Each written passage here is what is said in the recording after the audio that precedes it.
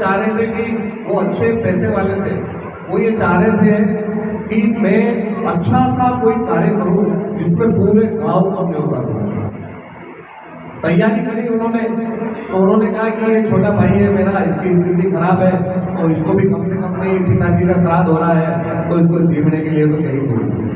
आखिर भाई है तो भाई ने भाई का फर्ज निभाया और जीतने के लिए उनके घर में गए और नरसिंह मेहता को कहा, क्या कहा कि हे भाई, मैं पिताजी का श्राद्ध करना चाहता हूँ, तो तुम ऐसा करना, कल शाम को ही आ जाना और परसों श्राद्ध है, तो परसों श्राद्ध के दिन अपनी पत्नी को भी कहना कि वो जल्दी आ जाएगी और श्राद्ध कर्म जो है वो आप जो है साथ में मिलकर करेंगे।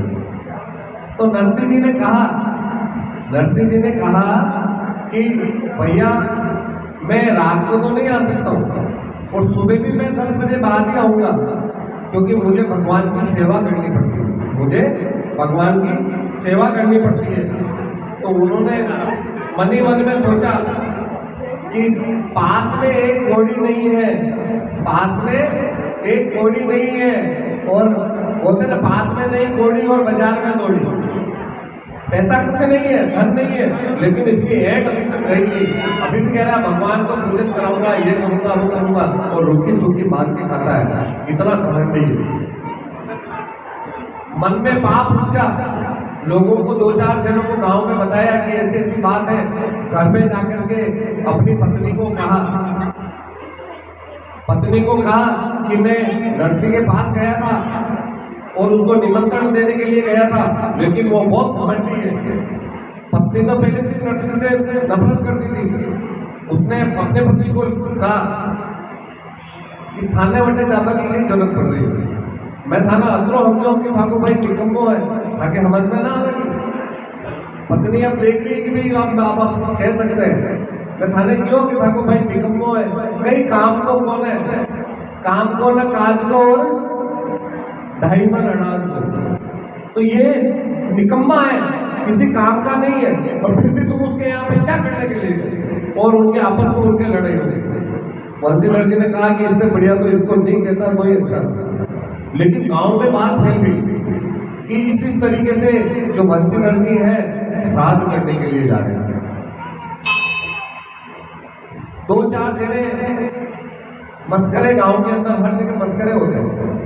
जैसे हर गांव में मंत्रा होती है ना, हर मोहल्ले में एक मंत्रा होती है, एक मस्करा होता है, एक नारद होता है। वो हर जगह की जांच पड़ताल करके रखता है कि गांव में क्या हो रहा है, मोहल्ले में क्या हो रहा है, ठीक है ना। अब जैसे वो सत्संग में भी नहीं आएगा, लेकिन सत्संग की पूरी जानकारी रखेगा कि सत्संग में क्या हो रहा है, आज प्रोग्राम कैसा हुआ।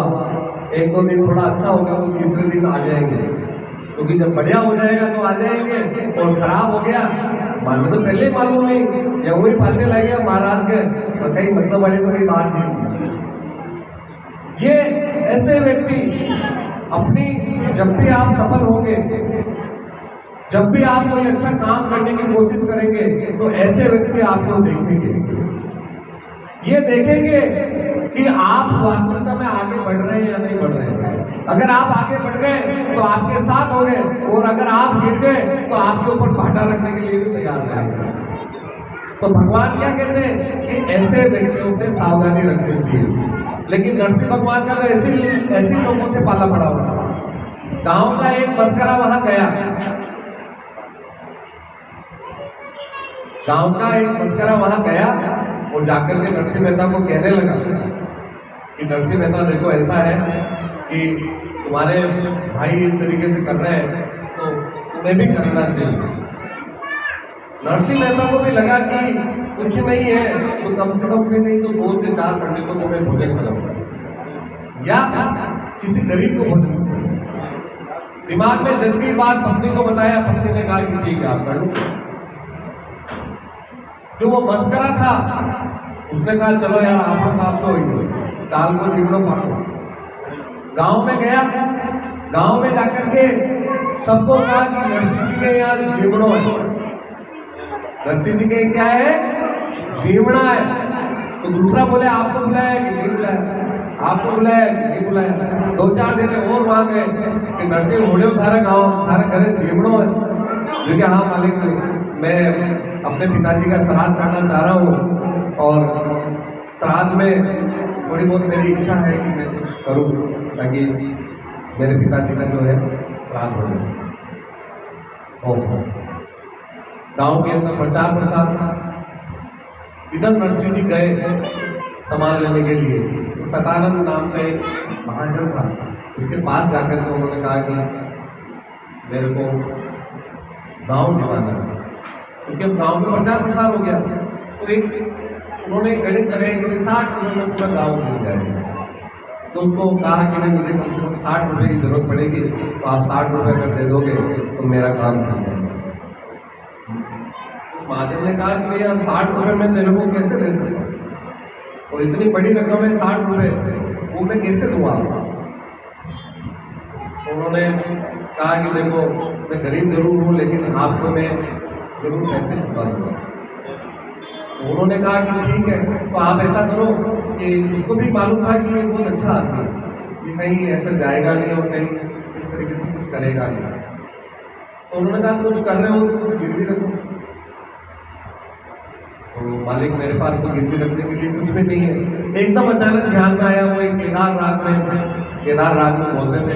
तो उन्होंने कहा कि भाई देखो तुम्हें मालूम है कि मैं केदार राग में भजन करता हूँ, तो मैं केदार राग को गिरवी रखता हूँ, आज के बाद केदार राग नहीं बोलेगा। महाजन को पता था कि वास्तविकता में ये व्यक्ति जो है, अच्छे व्यक्तियों की पहचान हर जगह होती है कि ये झूठ नहीं बोलता है, कोई ना कोई कार्य से ही कार्य करेगा। उधर से वो जाने लगे और महाजन ने कहा कि अरे जाओ मत, 2-4 भजन सुना करके फिर चले जाना। तो नरसिंह जी तो भजन सुनाने में लग गए और भजन सुनाते सुनाते उनको कुछ ध्यान ही नहीं रहा कि मुझे घर पे भी जाना है। उनके मन में ये विचार हुआ ही नहीं कि मैं घर पे जाऊं या मेरे घर पे कोई इंतजार कर रहा है। सब कुछ भूल गए और नाचने लगे, गाने लगे और बहुत देर हो गई। पत्नी वहां इंतजार कर रही है, कृष्ण भगवान ऊपर से सब देख रहे हैं और कृष्ण भगवान ने कहा कि ये तो मेरी भक्ति में डूबा हुआ है और अब तो काम तो मने करना पड़ेगा, मने जानना पड़ेगा। क्यों? क्योंकि जो भगवान का भक्त है वो तो हार के बैठा हुआ है और फिर भगवान को ही उसके घर पे आना है। भगवान नरसिंह का रूप धारण करते हैं, नरसिंह का रूप धारण करके सारा सामान लेकर के घर पे आते हैं। घर आते हैं, वहां आकर के सारा सामान नरसिंह जी की पत्नी को देते हैं और नरसिंह की पत्नी जो है उनको कहती है कि आप ऐसा करो कि ये सामान तो मेरे पास आ गया, मैं रसोई वगैरह सब बना दूंगी और आप ऐसा करो कि पंडित जी को लेकर के आ जाओ। पंडित जी को लेके आ जाओ। पंडित जी के घर गए तो पंडित जी ने क्या कहा, पंडित जी को लगा कि क्या देगा ये दक्षिणा में, इसके तो खुद के खाने के फोड़े पड़ रहे हैं, ये मुझे क्या देगा। मैं तो इसके भाई के पास जाऊंगा तो वो मुझे अच्छा अधिकारी है तो अच्छा पैसा देगा। पंडित जी ने कहा कि तुम्हारे पास देने के लिए क्या है, क्या दोगे मुझे। आज की तारीख में मुझे आप क्या दोगे, मेरी इतनी दक्षिणा है, इतना खर्चा होगा, क्या तुम मुझे दे दोगे। तो उन्होंने कहा मैं तो गरीब हूँ, मैं आपको इतना पैसा कहाँ से दे सकता। उन्होंने कहा तुम इतना पैसा नहीं दे सकते हो तो मैं भी नहीं आ सकता हूँ तुम्हारे पास में। मुझे क्या फालतू समझ रखा है, या मैं भिखारियों के यहाँ जाकर के पूजा पाठ करूँ या कथा करूंगा, क्या इतना मैं फालतू नहीं हूँ। भगवान ने कहा कि ब्राह्मण को अभिमान हो गया, अब इसका अभिमान उतारना पड़ेगा। भगवान का एक ही काम है, एक ही काम है, जिसको गुरूर हो जाए, जिसको घमंड हो जाए, चाहे वो रावण हो चाहे कंस हो, नीचे गिरा देते हैं 1 मिनट, ज्यादा समय नहीं लगता है। और जिसमें भगवान के प्रति प्रेम हो जाए, चाहे वो सबरी हो, चाहे वो विदुर हो, चाहे वो नरसिंह हो, चाहे वो सुदामा हो, अपने सिंहासन में बैठा देता है, अपना सिंहासन उसके लिए छोड़ देते हैं। और यदि वो अगर अहंकारी है तो उसको सिंहासन से उतार के किसी दूसरे को बैठा देता है। ये मेरी कृष्ण की लीला है। और ये कृष्ण किसी को इतना टेढ़ा है कि अच्छे टेढ़ों को सीधा कर देता है। कृष्ण टेढ़ा है लेकिन वो सबको सीधा कर देता है। तो महाराज को कहा कि महाराज सही बात है, मेरे पास आपको देने के लिए कुछ भी नहीं है, पर मैं गरीब हूँ, क्या मेरी झोपड़ी में नहीं चलोगे? मानो कहना ना, जा जा तू तो आ गया सुबह सुबह मोड़ी बट्टा का टाइम है, जा गाँव उतारे जा। कृष्ण भगवान थे, उन्होंने कहा अच्छी बात है महाराज, आप मारे करे ना हो, अरे कह दी दो तुझे ना उतारे करे। तो एक कागज पे लिखो कि नरसिंह मेहता के अड्डे में जजमानी करवाने न जाऊं, आज मैं त्याग पत्र दे रही हूँ कि यो मारो जजमान कौन है, लिखो साइन करो दो बने। उसने कहा नरसिंह है, पागल है, दिमाग से पैदल है, आपने साइन करवा में क्या करे, ले ये साइन। गांव के बाहर आप समझो, बाड़दी में समझो, बाड़दी में समझो, गांव का बाहर नाटा चलावे ना, वहां आपको बाड़दी के अलग अलग जगह अलग अलग नाम से कहते हैं। तो वहां पे एक ब्राह्मण का लड़का, वो भी बोबड़िया रुक रुक के अटक अटक के बोलता, और गायों भैंसों को चलाना है। भगवान उसके पास गए, भगवान ने उसके पास जाके हाथ जोड़े, उसको हाथ जोड़ के कहा कि हे ब्राह्मण देवता, आप मेरे घर पे मेरे पिताजी का श्राद्ध कर दोगे क्या? अब वो अटक अटक के बोल रहा, मालूम ने मन तो हाथ बोलते ही कोरोना में वो के साथ तक नहीं कर ले, ठीक है वो आप छोड़ दो, वो आप छोड़ दो, वो मैं बाकी का सारा काम मैं कर लूंगा, आप तो मेरे घर पे बता रहा हूँ। पंडित जी को अपने घर पे लेके आ जाते हैं। पंडित जी को जैसे ही घर पे लेकर के आए और पंडित जी का आशीर्वाद लेने के लिए झुके और उनके अंगूठे के हाथ लगाया भगवान ने, और जैसे ही अंगूठे के हाथ लगाया तो पंडित जी की जितने भी दिमाग के तत्व थे सब खुल गए, और वो तो बहुत भगवान पंडित बन गए। और क्या हुआ, कहते हैं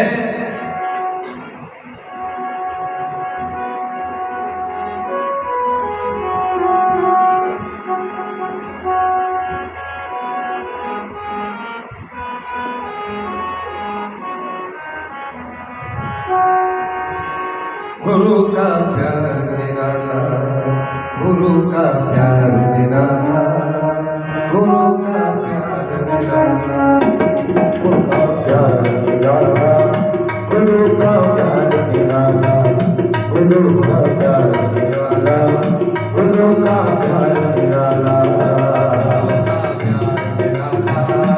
प्रभु का प्यार निराला, प्रभु का प्यार निराला, प्रभु का प्यार निराला।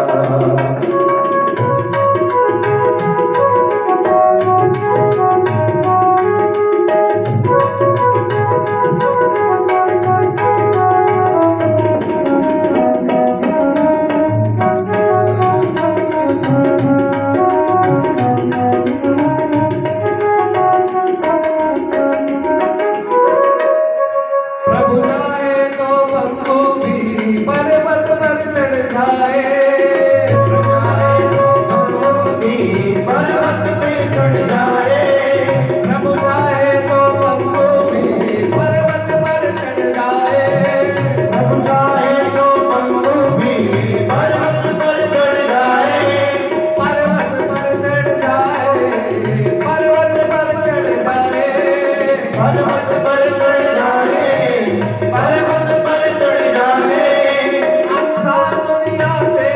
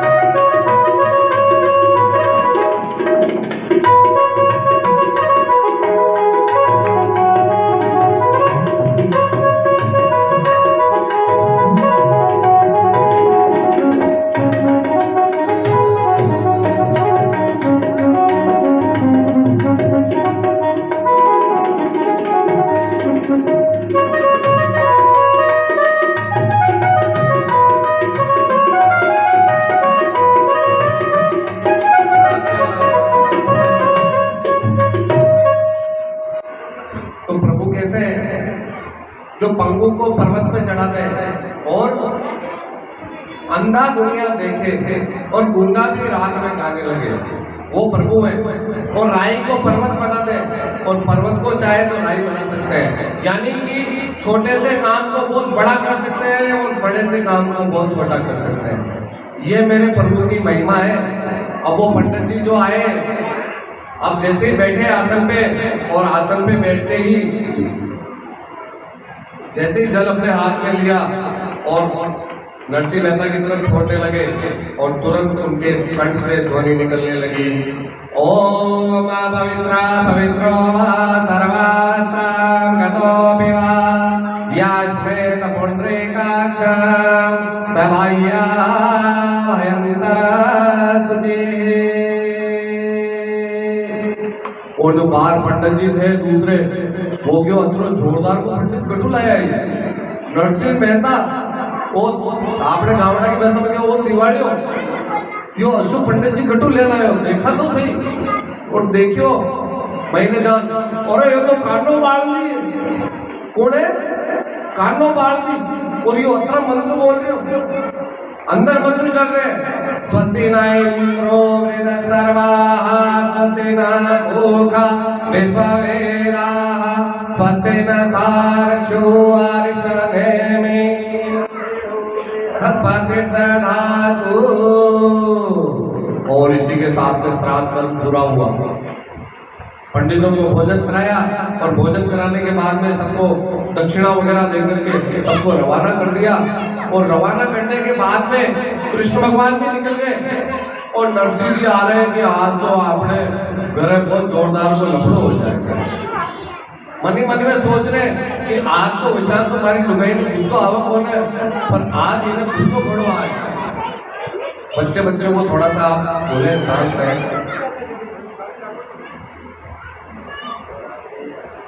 कि आज उनको लगा कि इसको गुस्सा बहुत आएगा मेरी पत्नी को, क्या करें। धीरे से घर पे गए और धीरे से घर पे जाकर के और पहुंचे वहां पे, गेट के बाहर खड़े हुए, देखा कि आज इतना गुस्सा तो नहीं आ रहा होगा। पत्नी मुस्कुराती है, उसने कहा गजब हो गया ये तो, आज मुस्कुराती ही आ रही है, चलो कोई बात नहीं। धीरे से उसको घी वगैरह जो था वो दिया। तो बोले ये और क्यों लेकर के आए, आप तो पहले लेकर के आ गए थे, काम सारा निपट गया अपना, तो क्योंकि काम निपट गया आपका, निपट गया। तो ठाकुर जी को देखा और पत्नी को कहा कि मैंने सही बात बताऊं तेरे को, तो विश्वास मानेगी क्या कि हाँ तो मैं आपकी बात तो मानूं मैं, तो मेरी बात सुन। मैं नहीं था, मैं तो वाकई भजन करवा में अतरो तल्ली ले गयो, अतरो मगन ले गयो कि मन तो ठाई न पड़ी कि आपने घर में कहीं जीवड़ा उमड़ा भी है, जीवड़ा विमड़ा भी है, मुझे पता नहीं है। ये तो कृष्ण है, ये तो 4 भुजा नाथ है, इसने मेरी लाज रख ली। और फिर पत्नी ने बताया कि आपके श्राद्ध कर्म वगैरह सब कर दिए।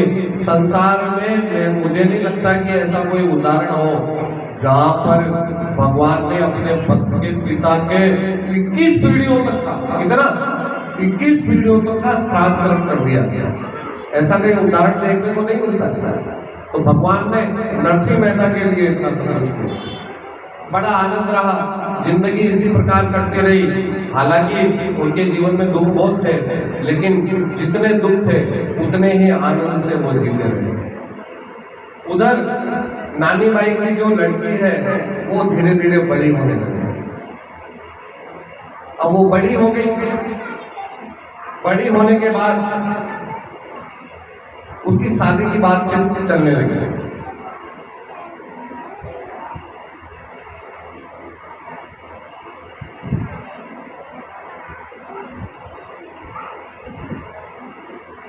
उसकी शादी की बातचीत होने लगी, पूरा परिवार इकट्ठा हुआ। अरे नानी जी की डिगरी नानी महिला ब्याही श्री रंग के घरा नगर अंजार सुधरा।